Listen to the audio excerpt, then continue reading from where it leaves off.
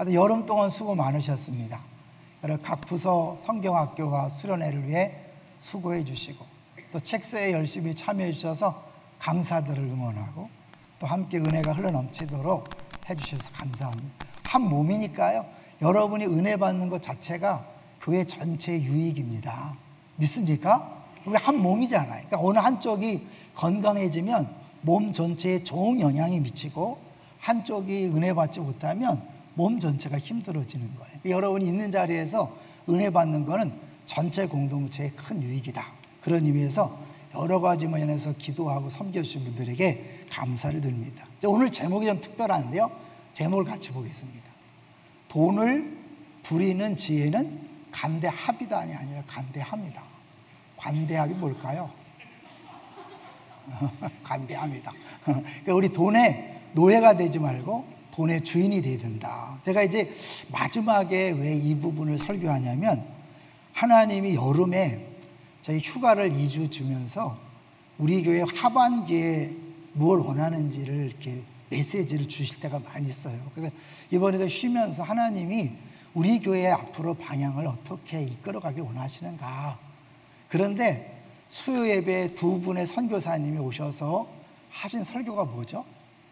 첫 번째는 과테말라에서 이제 다음 세대를 위한 교육도 하지만 구제 사역을 했죠. 구제 사역이 했는데, 이제 지난주에는 우리 김환영 선교사님이 거린 사역. 제가 설교를 들으면서 은혜 받은 게, 거린들 앞에서 거지같이 설교한다.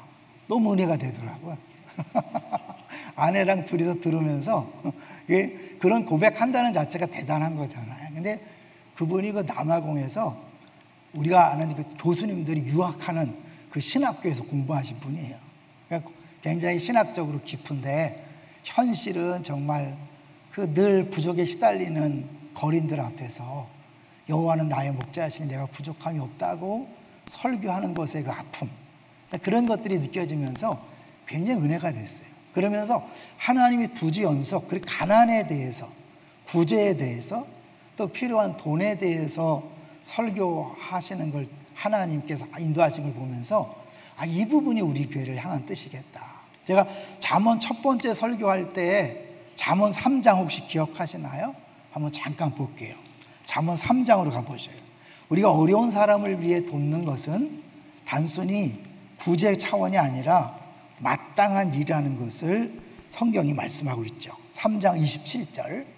3장 27절을 우리 본문을 같이 읽게요. 이렇게 시작. 내 손이 선을 베풀 힘이 있거든 마땅히 받을 자에게 베풀기를 아끼지 말며. 마땅히 받을 자죠. 우리가 뭘 주는 것이 우리에게 뭐 적선하듯이 하는 게 아니라 그들이 마땅히 받을 것을 우리가 주는 거죠. 안 주면 어떻게 해요? 안 주면 죄를 짓는 거예요. 그러니까 제가 우리 형도들에게 진짜 성경을 가르쳐야 되는데 제일 중요한 것이 물질에 대한 부분이라는 것을 사실 누구나 공감하지만 제가 때를 기다렸거든요. 함부로 돈 얘기를 하면 안 되니까. 그러나 하나님이 이제는 때가 된 것 같은 생각이 들었어요. 잠언에서 그랬고요. 그리고 이제 마침 책세요 마지막 주에 우리 서목사님 주제가 뭡니까? 네, 부자 얘기예요. 네? 그렇기 때문에 하나님이 이 모든 것들은 우연이 아니다. 지난 주일날 잠언 30장도 아굴의 기도. 결국은 하나님 앞에서 우리가 범죄하지 않기 위해서, 교만하지 않기 위해서 하나님 앞에서 일용할 양식을 달라는 거잖아요. 이 모든 것들을 제가 종합하면서, 그래, 잠언에서 이 재정에 관한 부분을 한번 집중적으로 말씀을 나누고 하반기를 시작해야 되겠다, 그런 생각이 들었어요. 그러니까 이제 우리 오늘 본문에 11장 24절을 보십시오. 이게 핵심인데 11장 24절 시작. 흩어 구제하여도 더욱 부하게 되는 일이 있나니 과도히 아껴도 가난하게 될 뿐이니라. 흩어 구제하여도, 이 관대함이라는 게 뭐냐면 흩어서 구제하는 거거든요. 더욱 부하게 되는 일이 있나니 과도히 아껴도 가난하게 될 뿐이니라. 여기서요, 우리 1번 박스를 한번 보여주십시오. 이 성경에서 돈에 관한 내용이 얼마나 대단한가. 얼피츠라는 사람이 연구를 했는데요, 성경에 믿음에 관한 구절이 몇 번 나온다고요? 215번. 구원에 관련된 구절은 218번. 재정 또는 돈에 관련된 구절은 몇 번이요? 2804번이에요. 몇 배예요? 10배도 넘죠. 이 성경에서 이만큼 강조하는 거예요. 예수님의 38개 비유 가운데 16개가 금전을 다루고 있다. 크리스찬의 재물 관리는 성경에서 가장 많이 언급되는 주제인데, 사랑의 몇 배? 3배. 기도의 몇 배? 입을 열어서 같이 하세요. 그래야 여러분 입이 열려, 코밑이 열려야 마음이 열린다 그러잖아요. 음식을 먹을 때 마음이 열려요. 내가 고백할 때 마음이 열려요. 그러니까 이거 같이 하세요. 수술하지 마시고. 믿음의 8배예요. 인간은 3가지 회심이 필요하다. 마틴 루터 유명하죠, 종교개혁자. 첫째는 뭐의 회심이라고요? 가슴의 회심이다. 두 번째는 정신사고의 회심이다. 세 번째는 그러니까 주머니의 회심인 거죠. 주머니를 열지 않은 사람은 회심하지 않은 거예요. 교회 다니면서 인색한 사람 있죠? 아직 거듭났다고 자신할 수 없는 사람. 거듭난 사람의 특징은 가장 소중한 주머니를 여는 거예요. 이건 헌금하라 얘기가 아니에요. 내 돈을 내 것이 아니라 이웃을 위한 것으로 쓰는 거죠. 그 중에 헌금도 있는 거고. 그래서 이제 성경에서 우리 계속해서 의인과 악인의 기준을 얘기했죠. 이제 우리 기쁨의 동산교회 성도들은 이거 좀 기초로 알았으면 좋겠어요. 성경에서 말하는 의인이 뭐라 그랬어요? 의인, 악인. 간단히 말하면 악인은 뭐예요? 다 내 거는 내 거다. 내 것은 내 거다. 이게 악인이에요. 내가 열심히 벌었으니 내 거니까 내 마음대로 쓰겠다. 의인은 뭐예요? 내 것은 하나님의 것이다. 그래서 나는 청직이다. 들어보셨죠? 관리인이에요. 내 주인이 아니에요. 하나님 필요할 때 그 주인의 때에 따라서 쓰라고 맡겨준 거니까. 아까 얘기죠? 이 당연히 받아야 될 어려운 사람들에게 주는 것이 청지기의 역할인데, 내 거라 그러면서 안 주는 것은 뭐예요? 심각한 죄의 문제죠. 조금 더 선행을 베푸는 안 베푸는 문제가 아니라 심각한 죄니까 이걸 목사가 가르쳐야 돼, 안 가르쳐야 돼요? 17년 만에 가르쳐서 죄송합니다. 만 17년이 됐잖아요. 근데 때가 된 것 같아요. 제가 그냥 보통 헌금 설교 잘 하는 거 아시죠? 왜냐하면 굳이 헌금 설교해서 마음을 닫게 해봐야 헌금 안 하거든요. 근데 은혜 받으면 헌금은 저절로 하게 돼 있어요. 우리 교회 성도들이 헌금 설교 안 했지만 11조 하는 식구들이 늘어나고 있어요. 그러니까 굳이 헌금이 부족해서 하는 거 아니에요. 알겠죠? 근데 진짜 중요한 것, 잠언을 우리가 같이 묵상하면서 잠언에서 너무나 많은 내용들을 이야기하는데, 특별히 잠언에 보면 이 물질에 관해서 반은 물질은 소중하다. 물질은 굉장히 중요하다 얘기를 해요. 물질은 굉장히 소중하다. 반은 그래도. 나머지 반은 뭘까요? 물질을 의지하지 말라. 물질을 의지할 대상이 아니라는 거죠. 그러니까 오늘 우리가 이제 제목이 관대함이라는 것이 물질의 노예가 되지 아니하고 주인이 되는 비결인데, 두 번째 박스를 한번 볼까요? 이제 이건 제 얘기가 아니라는 걸 영어로 보면 알겠잖아요. 한번 읽어보세요. 시작. 제 대답은 지혜가 도덕적이고 선한 것보다 못하지 않다는 것입니다. 좀 말이 어렵죠? 그러니까 지혜가 도덕적이고 선한 것보다 더 뛰어난 것이다. 그러니까 지혜는 도덕보다 선한 것보다 더 상위에 그라는 거예요. 계속해서 시작. 훨씬 그 이상입니다.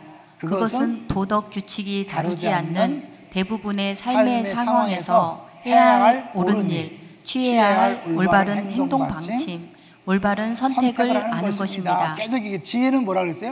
지혜는 선택이죠. 사실은 성경에 보면 당연한 법들, 그죠? 법들, 규칙, 또 뭐 규례, 율례, 성경에 하라 하지 마라가 있어요. 이게 우리들의 판단 한 20%만 주는 거예요. 나머지 80%는 성경에 안 나와 있어요. 그러니까 이 80%는 내가 매 순간마다 올바른 선택을 해야 돼. 잘못된 선택하면 선택에 따른 잘못된 결과로 평생 고생하는 거야. 자기도 고생하고 가족도 고생하고 공동체도 고생하고. 그러니까 선택을 잘해야 돼. 하나님 우리에게 80%를 맡겨놨다니까요. 20%는 뭐 살인하지 말라, 간음하지 말라, 이런 거는 정해져 있어요. 그건 뭐 특별히 선택이 필요 없죠. 당연히 해야 되니까. 그런 나머지 80%는 우리가 매 순간 선택해야 되는데 선택하는 능력이 바로 지혜라는 거죠. 혹시 그런 말 들어봤어요? 정답이 있고 해답이 있다. 비슷한 말처럼 보이지만 정답은 1 더하기 1은 2라는 거예요. 그죠? 산수나 수학에서는 정답이 나와 있지만 인문과학이나 그죠? 이런 인문학 쪽에 이과 쪽에는 정답이 있지만 문과 쪽에는 정답이 없고 때마다 상황마다 다른 답을 찾아가야 돼. 이게 뭐예요? 해답이 지혜라는 거죠. 이제 제가 결론적으로 얘기할 텐데 11조와 십자가를 얘기할 거예요. 11조 큰일 났다 이제. 오늘 잘못 나왔네. 근데 이 11조와 십자가가 같이 입으로 시작하잖아요. 근데 이제 한글이고 여기에 굉장히 비밀이 있어요. 한번 어떻게 결론이 나는지 한번 보는데 11조는 쉽게 해서 룰이에요. 룰. 규칙이에요. 규칙. 규례예요. 규례.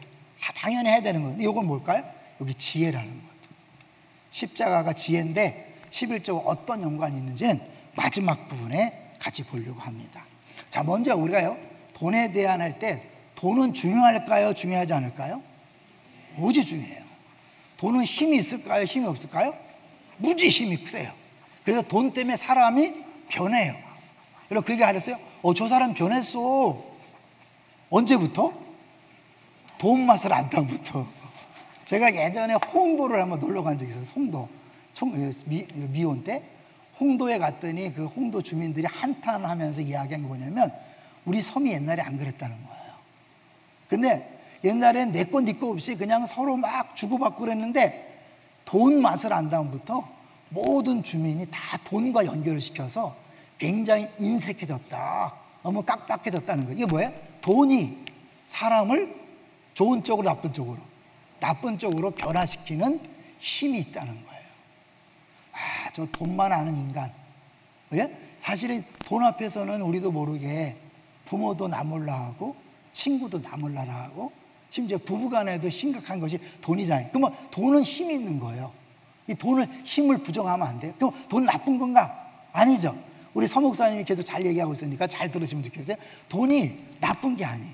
하나님이 지으신 거니까 다 선한 것인데 이 돈이 굉장한 힘이 있는데 그 힘이란 자체가 어디까지 가냐면 어디까지 갈까요?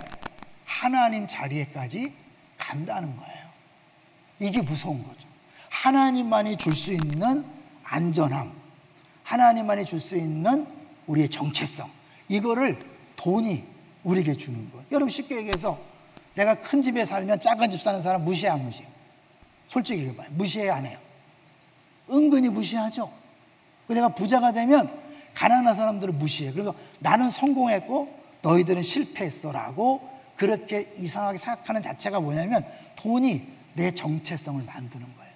나는 돈을 벌었으니까 성공했어. 니네 가난한 사람들은 실패한 사람이야. 그래서 돈이 내 정체성을 갖는 거예요. 여러분 유모차 왜 100만 원짜리 끌고 다녀요? 왜 200만 원짜리 끌고 다녀요? 그거는 뭐냐면 내가 끌고 다니면서 사람들이 나를 보면서 나를 인정해 달라는 그런 거잖아요. 그러니까 이 돈이 우리의 정체성을 보여주고 있단 말이에요. 정체성. 또 이 돈은 우리의 안전을 보장해 준다고 생각하는데 이거는 하나님이 주는 거예요. 하나님이 줄 수 있는 것을 돈이 대체한다고 생각하니까 무시무시한 거예요. 그러니까 예수님 뭐랬어요? 하나님과 재물을 겸하여 섬길 수 없다. 그러니까 하나님과 재물이 똑같은 위치에 올라가는데 잠언에서 어떻게 얘기하는가 보고 계세요. 자, 볼게요. 우리 잠언 먼저 11장 1절을 보십시오. 11장 1절 시작. 속이는 저울은 여호와께서 미워하시나 공평한 추는 그가 기뻐하시느니라. 네, 속이는 저울. 왜 저울을 속이죠? 왜 저울을 속이는 거예요? 내가 이익을 남기기 위해서. 그 사람이 장사하기 전에는 굉장히 깨끗하고 순수하고 좋은 사람이었어요. 장사를 시작하면서 사람이 변했어. 그런 사람이 있어요, 없어요? 많아요. 그만큼 돈이 무시무시한 거예요. 또 하나 볼게요. 이제 이렇게 하나님이 돈이 사람을 변화시키는데 잠언 11장 26절로 가보세요. 11장 26절. 굉장히 중요한 말을 할 거예요. 11장 26절 시작. 곡식을 내놓지 아니하는 자는 백성에게 저주를 받을 것이나 파는 자는 그의 머리에 복이 임하리라. 이게 어떤 상황일까요? 우리가 보통 매점 매석이라고 들어봤어요? 지금 필요한데 안 팔아. 왜? 가격이 올라갈 때까지 기다리는 거야. 사람들 막 굶어 죽는데 곡식을 안 팔아. 왜? 더 있다가 팔아서 돈 벌려고. 결국 나만 잘 살자는 거잖아요. 이 돈이 결국 자기 자신만을 살리고 공동체를 죽이는 그런 일을 하게 만든다는 거예요. 결국 그거는 뭐 다 죽이자는 거예요. 자, 세 번째 박스를 볼까요? 세 번째 박스 한번 읽어보세요. 시작. 성경에서 저주를 받는다는 것은 영적, 정서적, 도덕적, 육체적 붕괴를 의미합니다. 공동체가 붕괴되고 있습니다. 어떤 사람들의 몸은 붕괴되고 있습니다. 그렇다면 잠언은 무엇을 비난하고 있을까요? 잠시 숨을 고르세요. 잠언은 개인의 이익이라는 단 하나의 목적만을 가진 비즈니스를 비난하고 있습니다. 잠언은 개인적 이익이라는 최종 목표만 있고 그에 못지않게 중요한 타협할 수 없는 최종 목표, 즉 공동체의 이익이라는 최종 목표가 없는 비즈니스를 부단하고 있습니다. 하나님, 아까 우리 의인과 악인 기준에 했죠. 하나님이 우리에게 재물을 주시는 것은 내게 아니라 공동체를 위해 주신 거니까 기독교인에게는 공동체를 살리는 것이 당연한 일이란 말이에요. 근데 이렇게 내가 나 혼자 이익 보려고 사람들이 굶어 죽고 있는데 곡식을 팔지 않는 건 뭐예요? 나만 내 이익에만 집중하고 사람들은 신경 안 쓰는 거죠. 근데 어떻게? 사람들이 굶어 죽으면 어떻게 해요? 내 고객이 사라지는 거거든요. 결국 자기도 망하는 거예요. 지혜로운 거예요? 미련한 거예요? 미련한 거죠.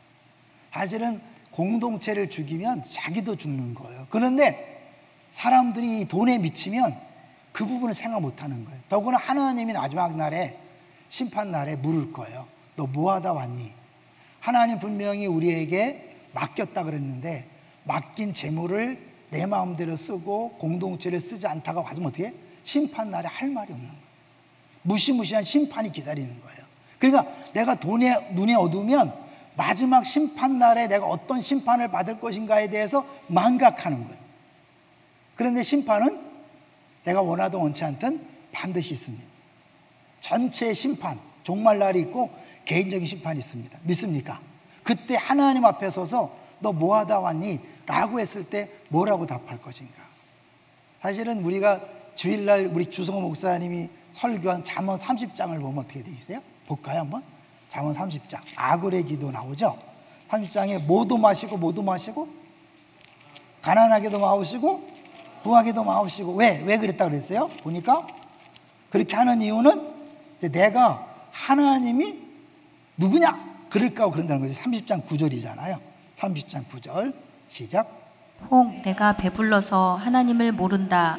여호와가 누구냐 할까 하오며 혹 내가 가난하여 도둑질하고 내 하나님의 이름을 욕되게 할까 두려워함이니이다. 네, 가난하여 도둑질하고 이런 것들은 당연하죠. 그죠? 이해되죠? 그런데 내가 배불러서 하나님 모른다. 여호와 누구냐? 나 내 돈으로 충분해 라고 할까 봐 자기가 아니까, 자기 자신을 아니까 하나님 너무 배부르게 하지 마세요. 자, 그러면 우리가 그렇게 부자가 되기 원하는데 안 주는 이유가 뭘까요? 하나님이 너 주면 배불러서 하나님 없다 그러고 교회 떠날까 봐 안 주는 거야. 이해되세요? 한국 교회가 가난할 땐 무지부흥했어요. 2만 달러, 3만 달러가 되면서 오히려 교회가 줄었어요. 왠지 아세요? 1만 달러 때가 최고 부흥한다는 거잖아요. 2만 달러 되면 100% 맞벌이를 해야 된대요. 그러니까 소득이 많아지면 여유가 있는 게 아니라 소득이 많아지면 더 많이 쓰는 거예요. 내 거니까 내가 쓴다. 더 많이 쓰니까 부족하죠. 그래서 또 더 많이 벌어야 돼. 그러니까 나는 남을 위해 구제하라 그럴 때 뭐예요? 구제할 돈이 없어요.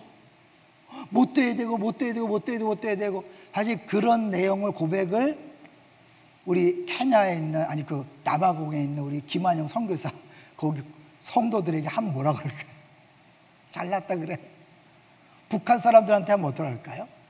여러분, 우리가 많이 말하는 그 고민과 걱정과 염려가 사실은 대부분의 지구상에 있는 사람들에게는 배부른 사치스러운 고민일 수 있는 거죠. 아무리 많이 벌어도 나만을 위해 쓰는 사람에게는 남을 도울 돈이 없는 거예요. 인정하세요. 근데 그렇게 하다가 마지막 날에 어떻게? 심판 날에 하나님 앞에서 할 말이 없어지는 거죠. 근데 하나님께서 이제 이 부분을 우리에게 잠언을 통해서 계속 얘기하는 거예요. 야, 너 그러면 안 된다 라는 걸 계속 얘기하는 거예요. 자, 여기서 이제 이 돈이 얼마나 무서운 자리까지 올라가는 걸 볼게요. 잠언 10장 15절로 가볼게요. 잠언 10장 15절. 잠언 10장 15절. 이게 무시무시한 말이에요. 잠언 10장 15절 시작. 부자의 재물은 그의 견고한 성이요 가난한 자의 궁핍은 그의 멸망이니라. 부자의 재물은 견고한 성이라는 게 뭘까요? 이제 제가 지난번 안식년 때 케냐를 갔었거든요. 그리고 이제 가끔 기회가 있어서 동남아 가면 좀 돈이 있는 사람은요 아무 데 안 삽니다. 무서운 동네이기 때문에 다 경비원이 보초를 쓰는 특수한 이 마을에서 살아요. 이해되시죠? 그러니까 왜냐면 여기는 함부로 총 들고 지키고 그렇지 않으면 막 도둑이 들어오고 살인이 벌어지기 때문에 이렇게 안전 마을에 살아요. 돈을 지불하면서.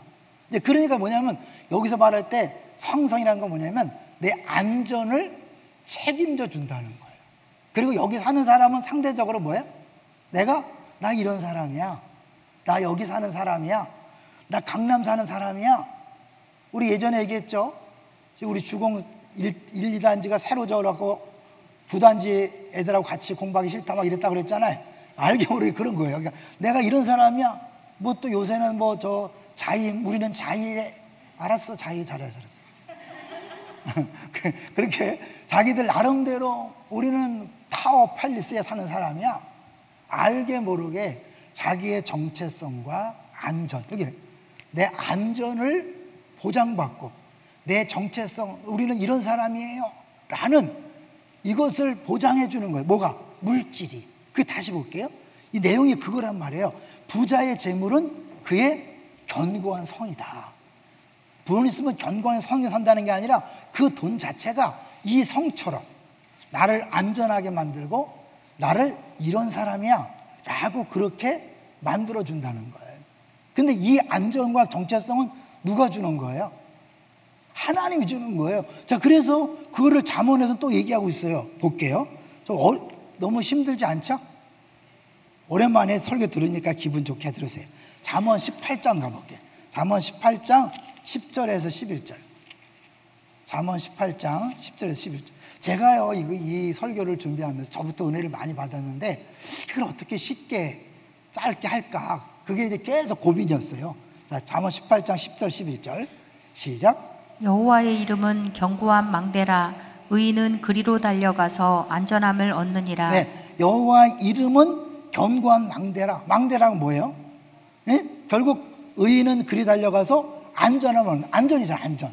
하나님의 이름이 우리에게 안전을 주고 우리를 보호한다고 생각하는데 뭐예요? 11절 시작. 부자의 재물은 그의 견고한 성이라. 그가 높은 성벽같이 여기느니라. 네, 알게 모르게 나도 모르게 돈이 있으면 이 돈이 하나님이 주는 안전을 준다고 생각하는 거예요. 그러니까 하나님 없다 하는 거예요. 우리 말한 것처럼 어쩔 수 없어요. 여러분, 부자는요 예수 믿기 어려워요. 부자가 되면 간절함이 사라져요. 그리고 어떻게? 이 돈은 충분하다. 어떻게 더 많이 벌 것인가? 어떻게 주식 투자를 할 것인가? 어떻게 코인 투자할 것인가? 어떻게 땅 투기할 것인가? 고민해요, 안 해요? 솔직히 얘기해봐요. 딴 사람이 막 땅 사서 건물 사서 돈 벌었다는 얘기 들으면 어떻게 막 뒤집어지잖아. 나도 이러면 안 되잖아. 문화에서 말하는 성공이라는 것에 우리가 나도 모르게 이게 잠언에서 얘기해주고 있는 거예요. 그러니까 이 부분을 우리가 깨닫지 못하면 나도 모르게 미련한 선택을 막 하는 거야. 교회 다니지만 미련한 선택을 막 하면서도 몰라.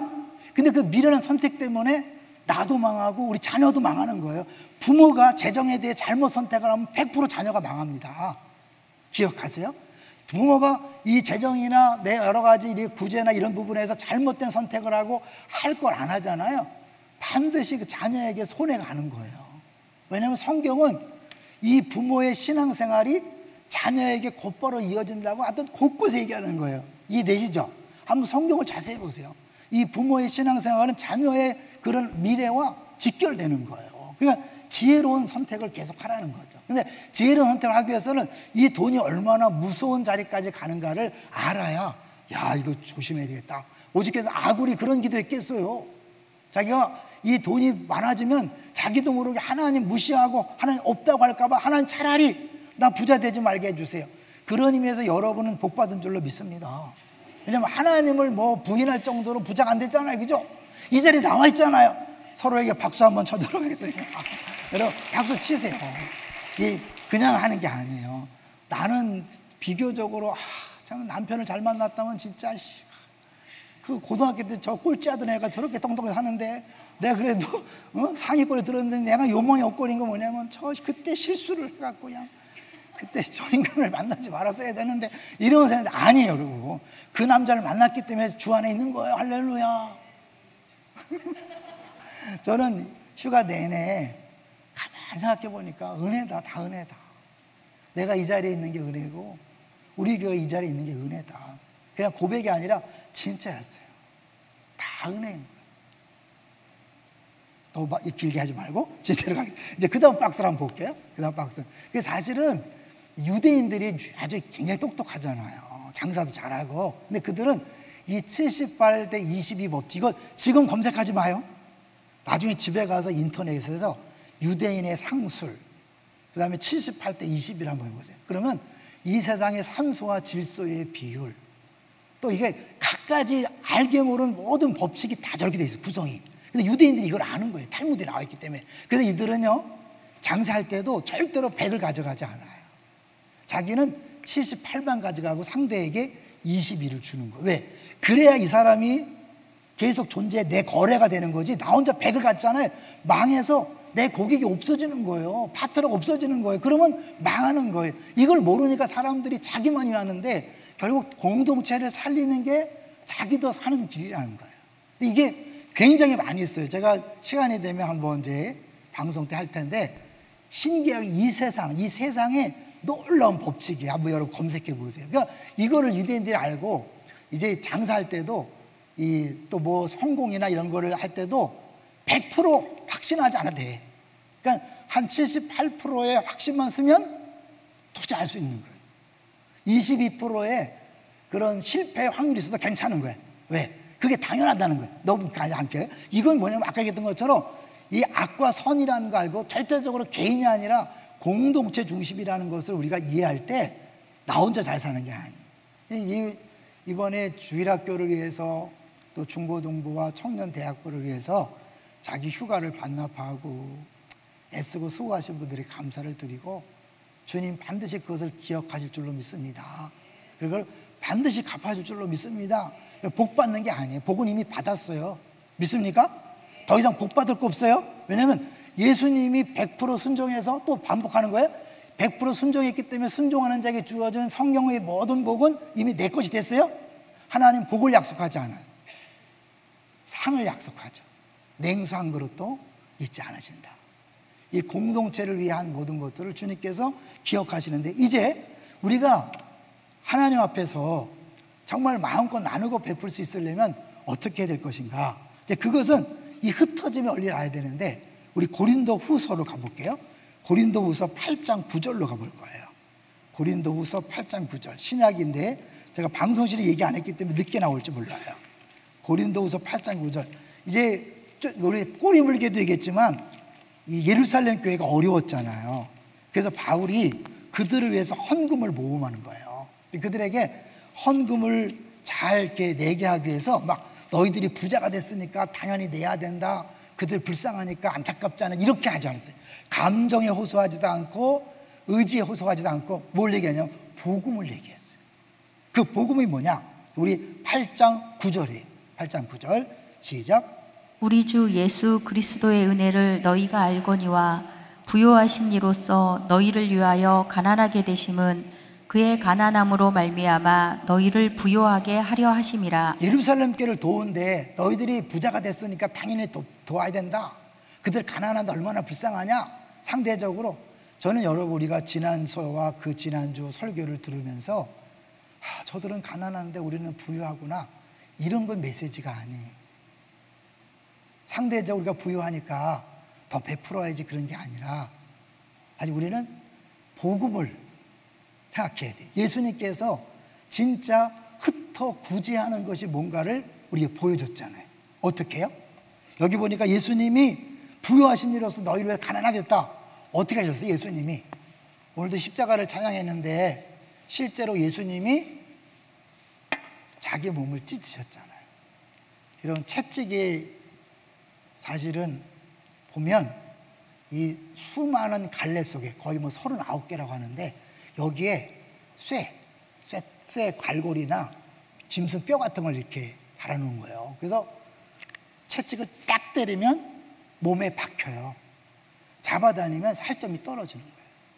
한 번이 아니라 40에 하나 가면 말이잖아요. 40하면 죽으니까. 그러니까 39번을 때리면 그 살점이 한 방에 39군데가 떨어져 나오는 거예요. 그러니까 만신창이가 되는 거죠. 그렇게 채찍으로 찢어진 거잖아요. 실제로 자기를 찢어진 거잖아요. 우리가 떡을 나누는 게 뭐예요? 떡을 떼잖아요. 예수님 몸이 찢어진 거예요. 찢어져서 결국 어떻게 됐죠? 우리들의 구원이 이루어졌잖아요. 그래서 구원받은 우리들이 이 자리에 모여 있는 거잖아요. 우리가 구원받고 이렇게 예배할 수 있는 것은 예수님이 채찍에 맞음으로 자기 몸을 찢으심으로 자기 몸을 흩으심으로 자기 몸을 버리심으로 우리를 얻은 거잖아요. 이게 원리라는 거예요. 십자가의 원리로. 우리가 그렇게 구원받은 것을 안다면 이제 이 정도로 주님의 고통을 통해서 구원받은 걸 안다면 우리 이제 뭐예요? 안전이 보장된 거잖아요. 어떻게? 이 정도로 우리를 사랑했다면 우리 보를 더 귀하게 여겨서 자기 몸을 내줬다면 우리는 하나님이 포기할 수 없는 확실한 사랑의 대상이다. 그리고 결국 이거는 한 알의 밀알이 어떻게 해요? 땅에 떨어져 썩지 않는다. 이게 흩어 구제한다는 건 뭐냐면 농업적인 용어라 그래요. 씨를 뿌릴 때 야 그걸 먹지 왜 뿌렸는데 안 나면 어떡하려고 그래? 그 옥수수를 그냥 다 먹고 안 뿌리면 어떻게 돼요? 당장은 먹지만 결국 내년에 먹을 게 없잖아요. 그러니까 이 농부들이 먹을 게 없어도 씨는 절대 안 먹는 거 아시죠? 아무리 가난해도 이 종자를 안 버려요. 여러분 아시나요? 이 옥수수나 이런 거 절대 먹지 않아요. 그거 왜? 뿌려서 내년에 양식이 되니까. 이거예요. 흩어 구제한다는 건 뭐냐면 내가 소비하는 거예요. 막 버리는 것처럼 손해보는 것처럼 보이는 거예요. 그런데 그게 결국 뭐예요? 많은 열매를 맺는 비결인 거죠. 예수님이 우리에게 먼저 보여준 거죠. 그러므로 너희들도 이 은혜를 받았다면 은혜 받은 사람답게 나누고 베풀고 너희 것들을 흩어 구제하는 것이 그것이 복음을 아는 사람의 모습이다. 우리가 분립개척 하잖아요. 분립개척은 정상입니까? 비정상입니까? 어때요? 분립개척은 비정상이에요. 교회 몸을 찢는 거예요. 찢으면 아파요, 안 아파요? 아파요. 아프면 건강해요, 안 건강해요? 아파, 몸살이 나는 거예요. 그런데 아프기 때문에 안 찢잖아요? 그러면 십자가에 생명이 흘러가지 않는 거예요. 십자가는 자신의 살을 찢으셔서 생명을 만든 거잖아요. 우리 교회가 찢어져서 사실은 이제 분립개척을 누가 갈지 뭐 이제 지금 갈등도 하고 있을 것이고 기도도 하고 것이고 막 또 눈치도 보일 것이고 옆에서 찌르죠. 자기는 안 가면서 너 가야 되지 않냐 그런 소리 하지 말고 본인이 가. 괜히 옆에 사람 힘들게 하지 말고 본인이 하나님이 이제 감동해서 이제 기도하면서 이제 갈 텐데 누가 가도 우리 몸이 찢어지는 거잖아요. 아프다고요, 힘들다고요. 그렇지만 그 아픔과 고통을 통해서 새로운 교회가 탄생하는 것, 이것이 십자가의 원리잖아요. 그것이 분립개척이 말도 안 되는 일이지만 이게 진짜 생명의 원리고 십자가의 원리인 거예요. 그것이 우리 교회를 지금까지 건강하게 한 거죠. 여러분도 잘 기억하세요. 단순히 막 분립개척 내가 가니 안 가니 이런 거 신경 쓰지 말고 교회가 이 분립개척을 하면서 뭘 보여주는가. 교회가 재정을 쓰는 걸 통해서 우리가 재정 쓰는 법을 배우는 거예요. 교회에서 인사를 어떻게 하는가, 사람을 어떻게 쓰는가를 보면서 사람을 대하는 그것을 여러분 배워가는 거예요. 교회가 교회 개척을 분립개척, 교회를 그냥 분립개척 안 하고 멀리 떨어진데 그냥 50km 바깥에서 돈만 줄 테니까 해라. 이건 쉬운 거예요. 근데 우리 몸을 떼내는 거잖아요. 한 명 사람이 간다는 거 보면 살을 찢어내는 거예요. 제가 아플까 안 아플까요? 아플까 안 아플까요? 에이, 목사니까 안 아프겠지. 아니에요. 제가 철저하게 주 앞에 이 부분을 비워놓고 있기 때문에 누가 가도 괜찮은 거지 아픈 거예요. 힘든 거예요. 좋은 사람이 가는 거는 굉장히 어려운 거예요. 그런데 막 다른 교회 블리켓 가면요 그런 얘기예요. 꼭 갔으면 하는 사람 안 가고. 이번에 그 정상영 목사님네 교회가 처음으로, 원래는 이제 내년에 해야 되는데 갑작스럽게 올해 했거든요. 우리 만약에 사모님이 그러더라고. 정말 묵은 표현이 그렇다. 그래서 정말 저 사람들이 가서 그냥 새롭게 했으면 좋겠는데 잘 훈련시킨, 그냥 은혜 받은 사람이 갔다는 거예요. 너무 힘들다는 거예요. 저는 우리 교회가 블리켓척 할 때 김은정 목사님 너무 힘들어 하셨어요. 그냥 몇 번 우셨어. 다시는 그 교회 가지 말라고 막 울었어. 이 동예배 때. 누가 또 다 신고해 주네. 알려줬어. 내가 모르는데 목사님 오늘 울면서 가지 말라 그랬다고. 너무 많이 갈까 봐. 근데 그만큼 목사님 힘들고 어려운 거예요. 그렇지만 했잖아. 그렇게 태어난 생명이기 때문에 우리는 하는 거예요. 근데 마치 성도들도 이런 부분을 이해하고 같이 해줘서 너무 감사해요. 이건 중요하고 정말 좋은 일이라고 생각합니다. 기쁨을 해주세요. 그리고 이것 때문에 시험 들거나 어려움 당하지 않도록 기도 많이 하시고 적극적으로 기쁘게 후원하시고 섬겨주세요. 그래야 또 이게 진짜 생명의 원리가 나타나지만 아까워서. 오늘 제목이 뭐라고요? 다시 제목, 돈을 부리는 지혜는 관대함이다. 자, 이제 우리 그 고린도 후서에 다시 가서요, 이게 어떤 나온 거냐면 고린도 후서 9장 11절에, 고린도 후서 9장 이제 거의 막 끝나가요. 고린도 후서 9장 11절. 결심을 하고 짧게 하려고 그러는데 내용이 전달 안 될까 봐 이게 나이 들면 조심해야 돼. 그죠? 9장 11절이에요. 시작. 너희가 모든 일에 넉넉하여 너그럽게 연보를 함은 그들이 우리로 말미암아 하나님께 감사하게 하는 것이라. 네, 모든 일에 넉넉하여 너그럽게 연보를 해라. 인색하게 하지 마라. 기쁨으로 충분히 해라. 그리고 12절 보시면 우리 꼭 꼬리 물게 나왔던 거죠. 시작. 이 봉사의 직무가 성도들의 부족한 것을 보충할 뿐 아니라 사람들이 하나님께 드리는 많은 감사로 말미암아 넘쳤느니라. 네, 성도들의 부족함을 채워줬을 뿐만 아니라 그들이 뭐야? 주님이 하셨구나. 주님이 채우셨구나. 주님이 공급하셨다고 인정하면서 하나님 앞에 감사로 영광을 돌리게 하는 거죠. 그게 굉장히 중요한 거예요, 여러분. 이 물질을 돕는다는 거. 자, 여기서 이제 마지막, 아까 얘기했던 십자가와 11조를 얘기할 텐데, 그런 얼마를 쓰는 것이 과연 너그럽게, 관대하게 하는 것인가? 얼마를 해야 될까요? 이제 혹자는 인터넷에 보면 11조 끝났다. 구약의 법인데 예수님 완성해서 끝났다 이런 분이 있어요. 성경을 반만 아시는 분이에요. 왜냐하면 이 11조는 율법이 정해지기 전부터 창세기에서 일단 물질 얘기는 10분의 1을 드렸잖아요. 이거는 하나님이 정한 법칙의 법칙, 룰이에요. 아까 지혜는 뭐라고 했어요? 법칙과 도덕을 능가하는 거라고 그랬죠. 여러분 11조만 하는 것은 법칙을 따르는 거예요. 당연히 해야 되는 거예요. 그런데 예수님은 자기 피에 11조만 들여서 우리를 구원했습니까? 아니면 온몸을 다 해서 구원했습니까? 놀라운 거죠. 팀켈러 목사님에게 어떤 성도가 와서 그랬대요. 목사님, 구약에서 11조는 끝났으니까 우리 필요 없죠? 신약이 없죠? 네. 그러면 구약의 성도들과 신약의 성도들을 비교할 때 누가 더 큰 사랑과 은혜를 받았습니까? 라고 물었대요. 누가 더 받았죠? 구약은 예수님 오시기 전이에요.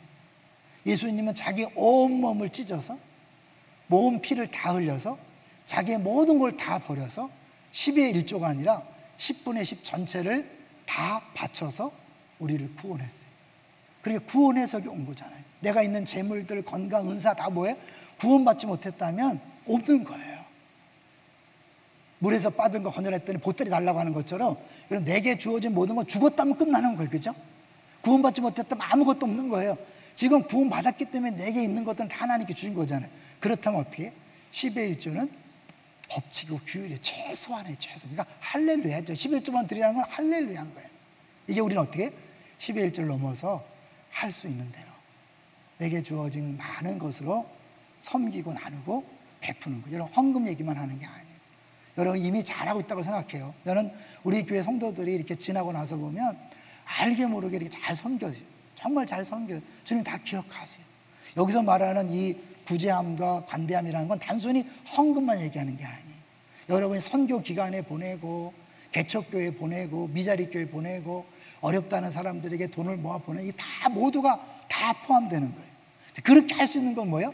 내가 돈의 노예가 되지 아니하고 이제 돈을 주인이 되어서 하나님 주신 것으로 내가 마음껏 쓰는 거죠. 한 얘기만 하고 마칠게요. 공동체 성경 읽기 여러분 아시죠?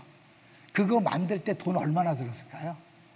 배우 다 성우 사서 성우들 다 공짜로 안 했거든. 헌신한 사람도 있지만 하고 그 그림 다 그리고 매 장마 절마다 그림을 그렸잖아요. 엄마잖아요. 그 돈이 어디서 나왔을까요? 빌 황이라는 미국의 어마어마한 갑부가 몇 조 원 재산자니 그 사람이 다 된 거예요. 다 만들고 얼마 있다가 완전 부도 맞아서 몇 조 원이 다 날라갔어요. 그분이 그런 고백했대. 주님 주신 것 마음껏 썼습니다. 후회 없습니다.